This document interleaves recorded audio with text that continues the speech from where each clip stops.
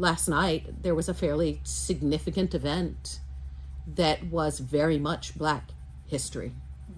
I didn't watch it, but I've read a lot of the replay. What a lot is of being the said? Diagnostics on. Oh, so much is being said. Because I watched it and I was like, I said, hubby, this is important. Please stop talking. Don't breathe too loudly because I don't want to miss a word. I know what's happening now is important. He still kept chirping in, but I did my best. I'm gonna have to go back and find it and watch it again. So tell me what you've heard. So my newsfeed's wild. Yeah, your newsfeed is all of the opinions on it. My newsfeed has all of the opinions on it. So yes, I'm seeing certain demographics who have decried how horrible it was. Oh, well, that's so special. I didn't hear that one. No, tell me what you heard, because I was like, what? No, there was a whole lot of, I've never heard any of this music. The standard complaints that you always get. You've been under a rock all year, but okay. Yeah. I mean, there's some demographics who don't listen to it, so I accept it. I mean, I don't normally listen to rap, and I was familiar with the whole thing. Well, because there's glorious. Been a lot of stories about the hows, the whys, and the whats of the whole conflict. But there's a whole lot of people who apparently have not been paying attention to any of that. And so they had no idea. And so they're like, I've never heard any of this music. Okay, great. This is not entertaining. It's not engaging. I would almost guarantee you that this demographic has no idea that the man won a Pulitzer, which you don't usually win as a rap artist. There's a whole lot of rap artists who are master's degree and PhDs. Oh, I know. Anyway, go ahead. No, I love rap, actually, because of the storytelling. Because the storytelling is so very important. So I've got that side of it. Then I've got the people who were reveling in the whole conflict between the two artists. Right. The Drake versus Kendrick Lamar beef. Yep. And the whole lawsuit that's out there now, and how, there was concern that he wasn't going to do Not Like Us because of that. He was going to do Not Like Us. Of course he was. So there was some of that. There are some people who are saying this was super important and you need to go educate yourself on it. Even though I, as a white woman, shouldn't be the one educating anyone on it. But go to the communities that are talking about it and find out what that was about, because you need to understand it. It was socially very important. And then there are whole pieces that explain every little bit of what happened and what the societal, social, political elements of it were, and how this was an enormous protest piece, and it went right over most people's heads. Now, that's what I was wondering if people were going to catch on, because that's why I was saying, honey, you have to be quiet. This is a protest piece. He is changing lyrics. Yep. He had Samuel L. Jackson there. Dressed as Uncle Sam. And he was saying some things. Okay, so what had happened was there were some big conferences amongst the record producing world.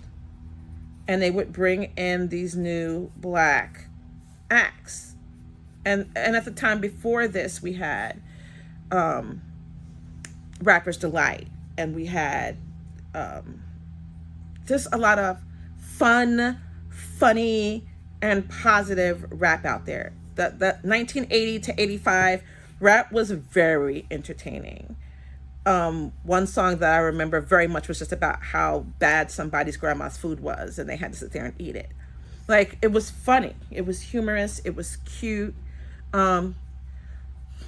90-year-old white women singing Rapper's Delight still, because that's how universal rap was at the time. Yeah. And then we had NWA.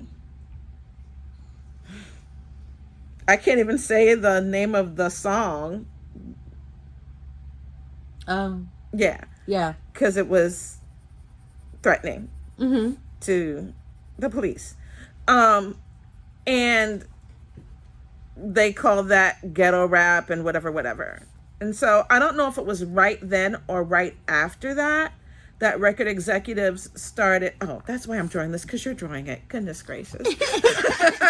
I'm infecting you with my brain. And so they were starting to have new artists come in and telling them that their music had to be angrier and more violent, and that it was more acceptable to glorify guns and things of that, and they were only going to get played if they talked about what life was like in the hood, drugs and gangs and stuff like that. And then in the next breath, they're legislating against rap music as violent. But they knew that they could teach a generation that Black music was violent and dangerous, and so therefore Black people are violent and dangerous if they could control the art. And so people who are doing any kind of positive rap and stuff like that weren't getting signed. During that time, I think the only positive rap that came out of that time was probably Will Smith. Yeah. Because he kept the funny side of it. He did. And so... Well, I mean, he could do that because he was also making movies. Well... And he was also making the soundtrack. He made that song. He made the song I'm thinking of, his first song. Oh, TV shows and then movies. Before he did that album, and then he got signed because he went through that money so fast and he ended up broke. And then Benny Medina, the producer, signed him to do Fresh Prince. But like, I'm just aggravated at the point that people just feels like everything has to be for everybody. Like everything done is for them. Like. And if not, then oh well. But the ones who needed to hear will hear. Right. Need to receive. And also, if you don't know, sit down and have the conversation. Ask questions. Oh, that's so cute. You think that demographic's going to do that? Right. But not. it just exposes it. The performance and the messaging, all that itself exposes the problem. But that's what makes me mad. Because how is the whole world... The Super Bowl got past the U.S. this year. At the end, they were saying how many countries were all up in it now. So how is the whole world going to be enamored by a sport built on the backs and brain damage of Black men